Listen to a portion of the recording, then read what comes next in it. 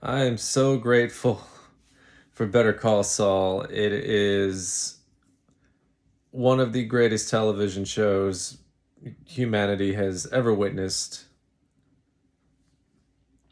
It may have supplanted House as my favorite television show of all time. It's a show I'm going to watch over and over and over again, and it's a show that I'm going to notice little details every single time I rewatch. And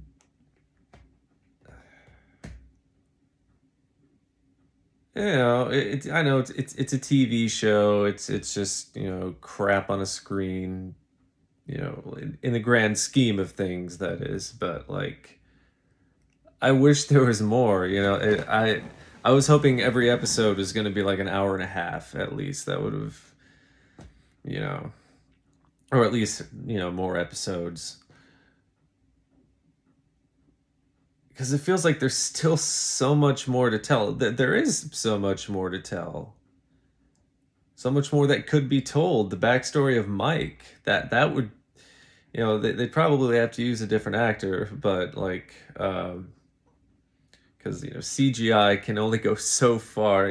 I love Jonathan Banks. Okay, I'm not making fun of him or anything, or calling him an old fart.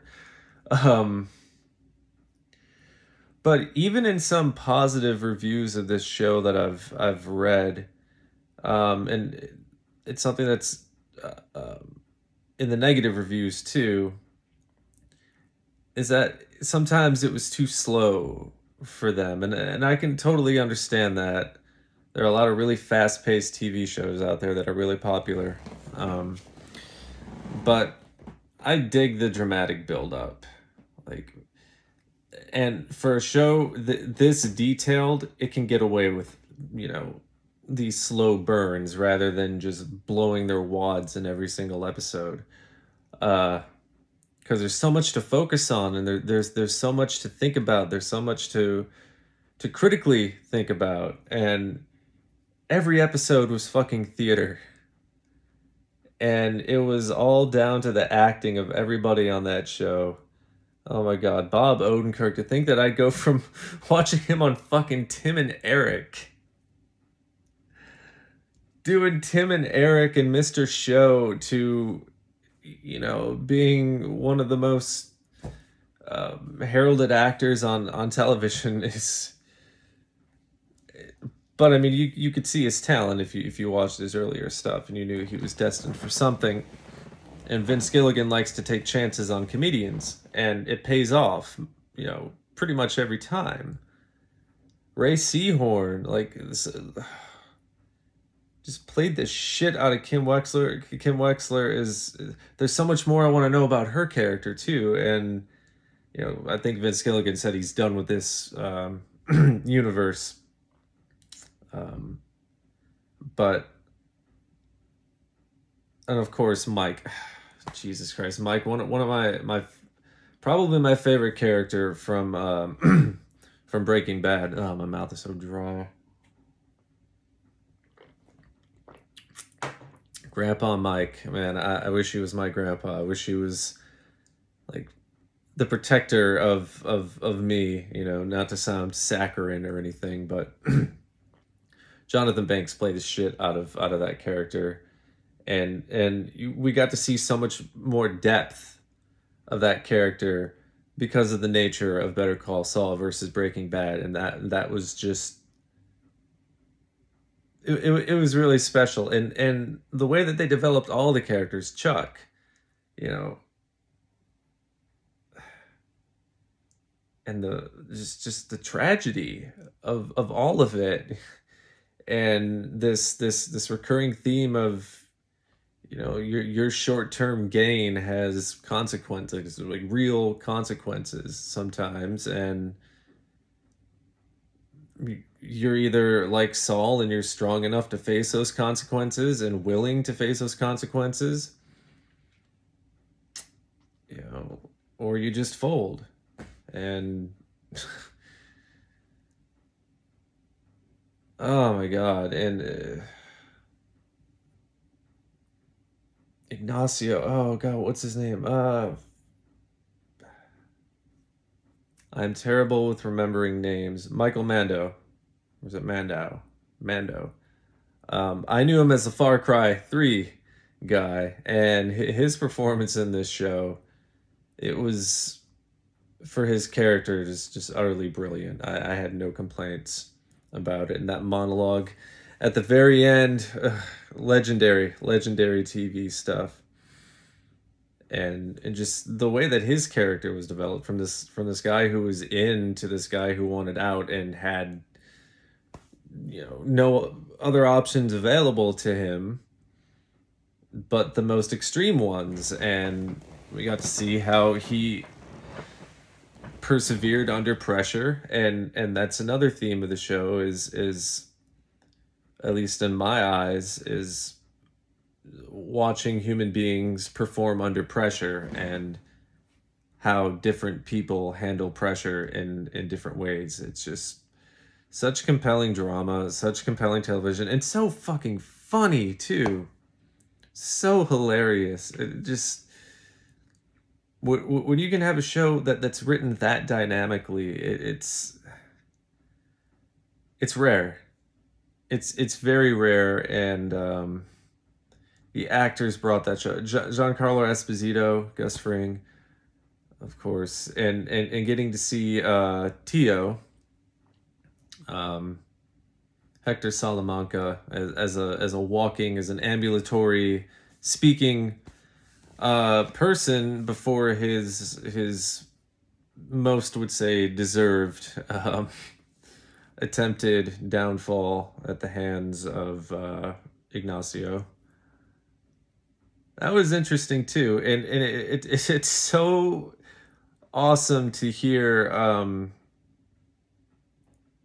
Oh, I can't remember the name of the actor who plays Hector, but to hear his real voice, it's just when you hear him talking like Hector Salamanca versus how he sounds in real life.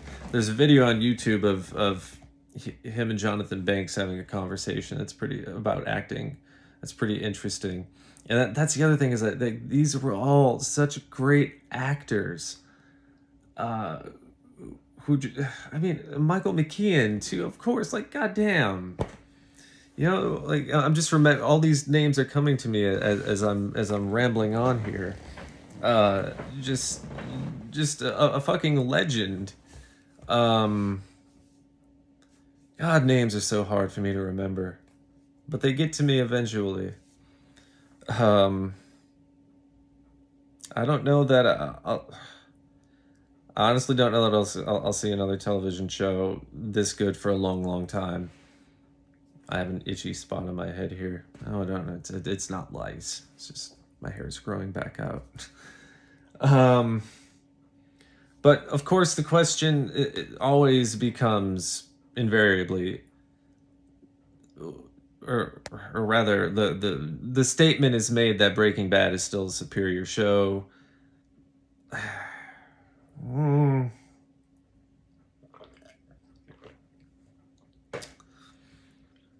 I'm almost 100% certain, after I rewatch again, which I'm gonna try to fit in through life and whatnot. I'm almost certain that I'm gonna be able to safely say that this shit's better than Breaking Bad. Uh, I'm just so grateful that I got to exist while it existed, and I'm fairly certain that nobody on the show is ever going to see this.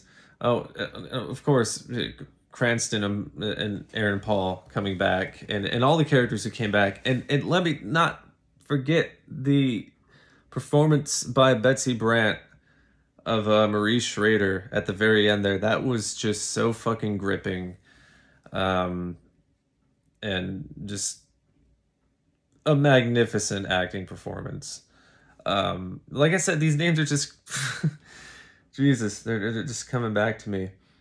I really would have liked to have seen more of the Walt and Jesse stuff, but that's just the Breaking Bad fanboy in me, who wanted to see all of the characters. Who just wanted to see everybody come back, even the people who couldn't be there or didn't have a place in the script. Um, just a wonderfully executed show, like from conception to writing to making the script and the actors making it work, like every single scene. Like, was there one bad scene?